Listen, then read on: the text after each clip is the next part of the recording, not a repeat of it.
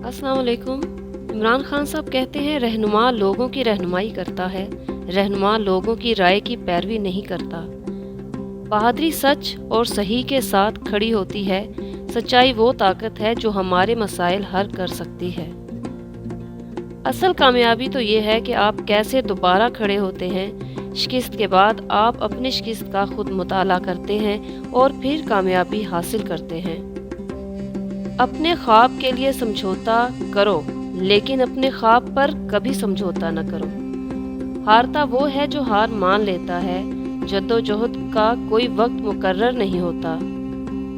मंजिलें हमेशा बहादुरों का इस्तकबाल करती हैं, बुज़दिलों को तो रास्ते का खौफ मार देता है। अल्लाह ने इंसान के हाथ में तो सिर्फ कोशिश और नीयत दी है, बाकी कामयाबी तो वो खुद देता है। ला इलाहा इल्लल्लाह इंसान को आज़ाद कर देता है।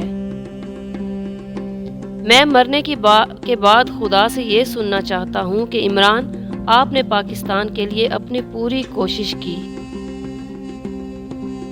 आप अपने किरदार के ज़रिए लोगों को मुसलमान करें। बंदूक के ज़ोर पर कभी इस्लाम नहीं फैलता, बल्कि आपके किरदार से फैलता है।